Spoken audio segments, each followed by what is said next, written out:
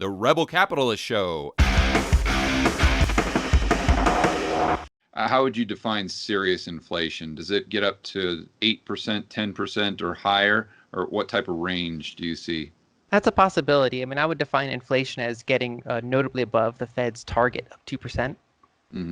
So even if it's, they might target 2.5%, 3% because now they changed the goalposts. Now they're targeting symmetric inflation. So they had inflation below 2%, so now they're kind of happy with maybe 2 to 3%. But if you start seeing inflation get to 4 or 5%, that's not in there. That's not in their playbook.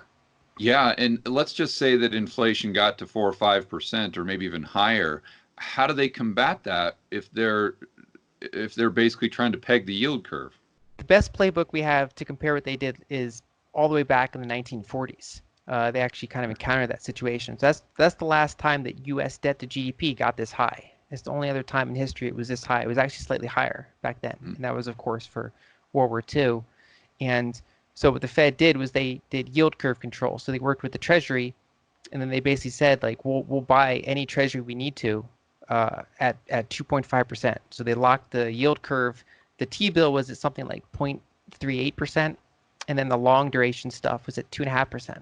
Okay. And they said that's, and then all the like in the middle of that, there's 1%, 1.5%. So they had this low positive yield curve, and they just kind of overrode the market and said we'll use our infinite balance sheet, and that's what the yield curve is. So inflation actually in 1942 and then again in 1947, inflation got into the double digits. Yeah, like as high as the 70s. Yeah, the actual peak was a little bit higher than the 70s. It was just less sustained. So we had these kind of bursts of double-digit inflation. And if you look at that period, for the whole 1940s, that whole decade, treasuries lost a lot of value on a real basis, even though they made money nominally. You got paid 2.5%. There were no defaults, but your actual purchasing power with those treasuries went down because they locked the yield curve below the inflation rate for several years. Right. So a couple things there. When I think about the debt, or the debt to GDP being that high back in World War II, it seems as though it's so much different now, because back then it was just like one-time costs. Like if I'm looking at it like a business, okay, well, I'm not going to be in a world war for the next 50 years. It's not a recurring cost. It's not like my monthly rent.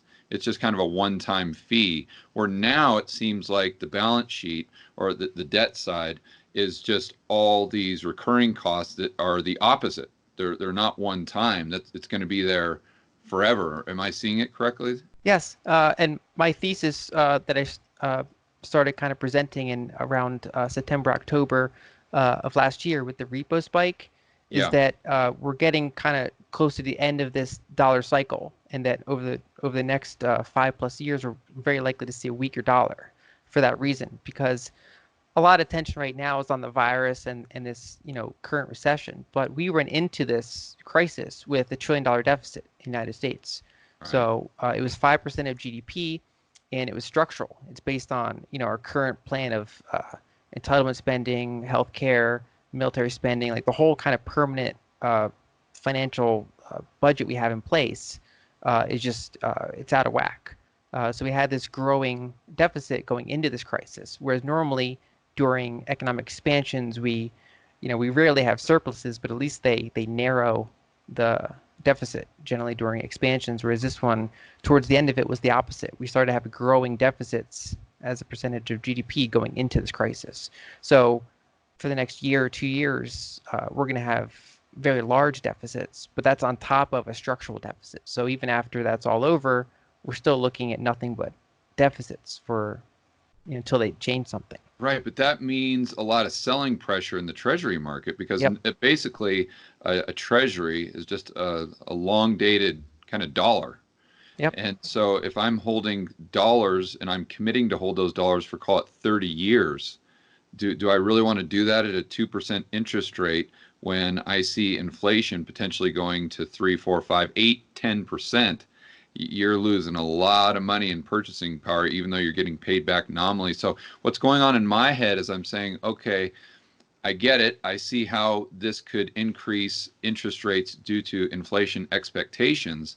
But I also see that the Fed, the very last thing they want is for interest rates to go up, because technically, if interest rates got high enough and went there fast enough, that could be as detrimental to the economy as the virus we're dealing with. I mean, if they went high enough.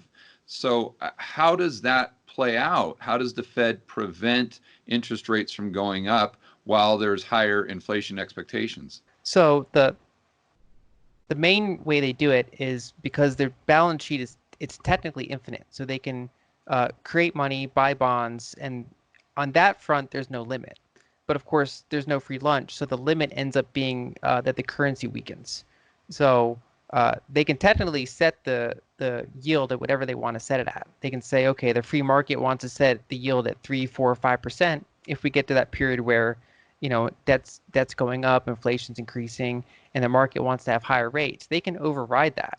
Right. So they have the power to do that, but they can't override that and maintain currency strength. So the release valve would be you lower the yields, but then you lose value for the dollar. So that's generally the release valve of how this works. And if you look at the long-term debt cycle, that's normally how debt cycles play out. Whenever you get to debt just this high, most regimes end up devaluing their currency, either intentionally or unintentionally. When you're talking about inflation, are you talking about just domestic deflation with consumer prices, or inflation, excuse me? Are you talking about maybe asset inflation, or are you talking about inflation or a devalued dollar relative to other currencies? Because what we've seen in the past is you can have all these things happening at the same time. The dollar can be going up outside the United States, but we can also see 4 or 5% CPI increases. So how do you compartmentalize inflation? Sure. So it always depends on a couple of different variables. And one example I like to use is Japan. So I did a case study for Japan for their 2012 to 2015 period. So people often cite Japan as this example of printing a ton of money and so far not getting a ton of consequences for it. They printed like their central bank balance sheet is over 100% of their GDP, whereas the Fed going into this crisis was 20% of our GDP. It's probably already up to 25% now or something like that. But this. The ECB went into this at about 40% of Eurozone GDP. So Japan is very far ahead on the curve for how much they've already printed. But if you look at the timeline of when they did that, they really started ramping up printing in late 2012. That's when their balance sheet starts. It was kind of flat, and then it just starts going up at a slope, and it just doesn't stop all the way to today. Like it started to go a little bit slower, but it's a diagonal move up. Yeah, I call it the Buzz Lightyear balance sheet for it's in infinity and beyond, right? Pretty much, yeah. So their debt to GDP is well over 200%, and they've just printed a massive amount of money to buy a very large portion of their sovereign bonds, and then in addition stocks and other assets.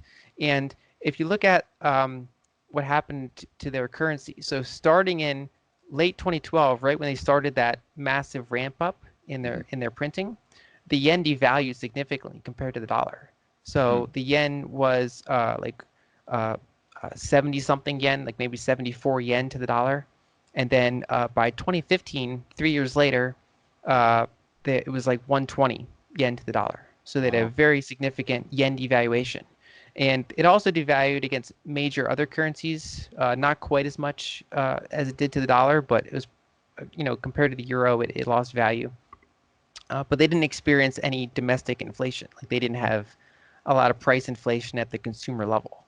So that's an example of a non-inflationary devaluation. So it's not, like you point out, there's different variables. You can have devaluation without necessarily consumer price inflation. Could we have the opposite? Could we have consumer price inflation when the CPI, but yet the dollar getting quote unquote strong? You could, if there's inflation in other countries, in addition to the United States, you could have inflation, but the dollar's still retaining strength versus other currencies. Now, I don't consider that as probable in this environment, but it's definitely like in the realm of things that mathematically can happen. Okay.